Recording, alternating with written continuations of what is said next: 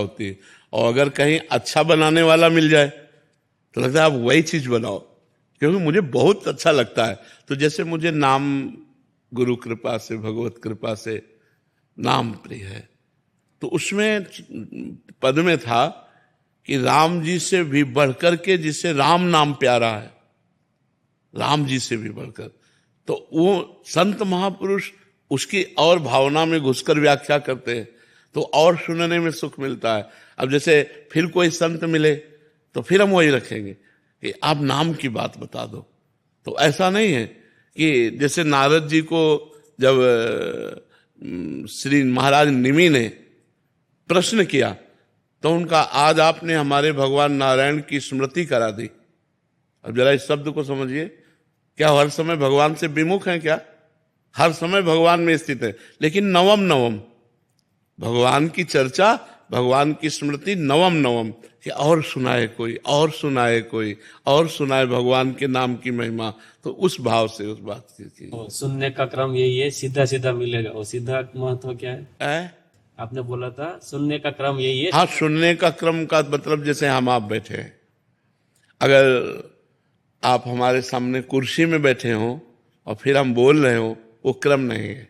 तभी नीचे उतर करके बैठे थे कि सुनने का क्रम यही है कि वक्ता की दृष्टि में दृष्टि हो और उनके चरणों में बैठ के सुना जाए, ये सुनने का क्रम है। जैसे 16 वर्ष के श्री सुखदेव जी हैं और 10,000 वर्ष के, लाखों वर्ष के महात्मा हैं, बड़े बड़े महात्मा हैं, सब नीचे बैठे हुए हैं और उनका एक बालू का सिंहासन आसन बनाया गया, उस पर वो विराजमान है। तो सुनने का क्रम यही है कि जो महापुरुष बोले उसके नीचे बैठ करके उस पर दृष्टि मिला के और फिर सुना जाए। जैसे चातक जो है, एक भी बूंद गिरा तो सीधे मुंह पे लेता है, ऐसे जो चातक श्रोता होता है, एक भी शब्द निकला कान से लेके हृदय में बैठा लिया, ओ ये बात, ये बात, ये बात, और फिर उसका मनन किया और उसको स्थापित कर लिया अपने हृदय में। अब वो पूरे जन्म भर के लिए बात स्थापित हो गई, मनन करके, समझ करके। समझ गए ना जी? अभिषेक जी।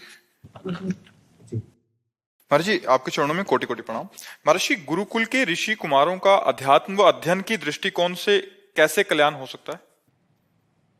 पहली बात तो जो गुरुकुल के अध्ययन कराने वाले अध्यापक हैं वो स्वयं शास्त्रीय मर्यादा से युक्त हों। जो हमारे शास्त्र निषेध करते हैं वो कोई भी दुर्गुण उनमें नहीं होने चाहिए, क्योंकि व्यासपीठ पर, गुरुपद पर बैठने वाला अपने शिष्यों को अपने आचरणों के द्वारा, आचार्य वही है जो आचरणों के द्वारा शिक्षा प्रदान करे। केवल वाक शिक्षा से ही काम नहीं चलता, आचरण भी हमारे होने चाहिए। तो हमारे जो गुरुकुलों में शिक्षा प्रदान करने वाले आचार्य हैं, जो गुरुजन हैं, वो तस्मात् शास्त्रम प्रमाणम ते कार्याकार्यो व्यवस्थितो, जो शास्त्र प्रमाणित कार्य और अकार्य की व्यवस्था की गई है, उस शास्त्र प्रमाणित उनका जीवन होना चाहिए। हम विद्यार्थियों की बात नहीं करते, पहले हम आचार्यों की बात करते हैं। त्रिकाल संध्या होनी चाहिए आचार्यों में जो गुरुकुल पीठ पर विराजमान हो, और यथोचित ब्रह्मचर्य का पालन होना चाहिए। जब तक गृहस्थ नहीं हुए तो संपूर्णतया ब्रह्मचर्य का पालन करें, और वाकेंद्री बहुत संभाल करके बोले, रसेंद्री बहुत संभाल करके भोजन पाएं।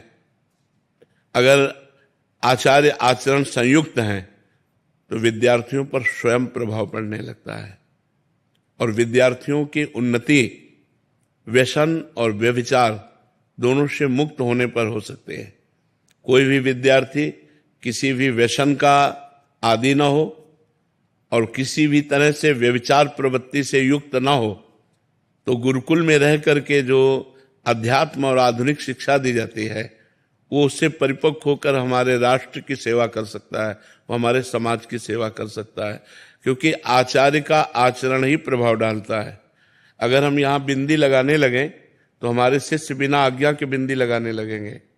क्यों लगाते हैं इसका मतलब नहीं है, बस आचरण होते हैं। तो धन्यवाद है उन गुरुकुल के आचार्यों को जो स्वयं अपने आचरण पवित्र रखते हुए बच्चों से शास्त्रीय क्रियाएं करवाते हैं।